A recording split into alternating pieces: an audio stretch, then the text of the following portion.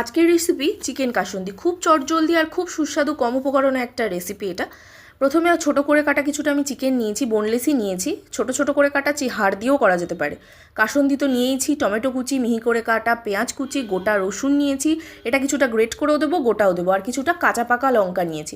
প্রথমে কড়াইয়ে তেল গরম করে তার মধ্যে পেঁয়াজ কুচিগুলো দিয়ে দেবো। মশলা খুব যে ভাজতে হবে এরকম নয়, পেঁয়াজটা যখন একটু ব্রাউন কালার আসবে তখনই পরপর নুন, কাঁচা পাকা লঙ্কাটা, আমার ঘরে কাঁচা পাকা লঙ্কা ছিল তাই দিয়েছি, কাঁচা লঙ্কাতেই হবে, গোটা কিছুটা রসুন দিয়ে দিয়েছি, আর গ্রেট করা রসুন, টমেটো সব পরপর দিয়ে দিয়েছি। তারপর চিকেনটাও দিয়ে একটুখানি নেড়ে একটু গুঁড়ো, জিরে গুঁড়ো, হলুদ গুঁড়ো দিয়ে নেড়ে একটু ঢেকে দিয়েছি। অল্প একটু স্বাদ মতো চিনিও দিয়েছি সাথে। এটা খুবই লো ফ্লেমে ঢেকে ঢেকে রান্নাটা করতে হবে, তাহলে খুবই ভালো হয়।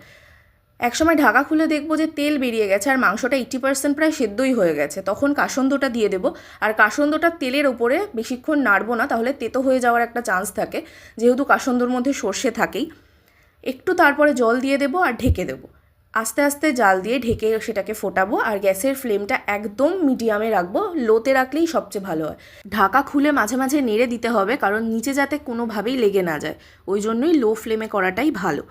তারপরে যখন মাংসটা প্রায় আমার পুরোটাই সেদ্ধ হয়ে যাবে, একটুখানি দেখে নিতে হবে, ব্যাস রেডি হয়ে গেল আমাদের চিকেন কাসুন্দি। ভীষণ কম উপকরণে খুব চটজলদি একটা রেসিপি, ট্রাই করে দেখবেন।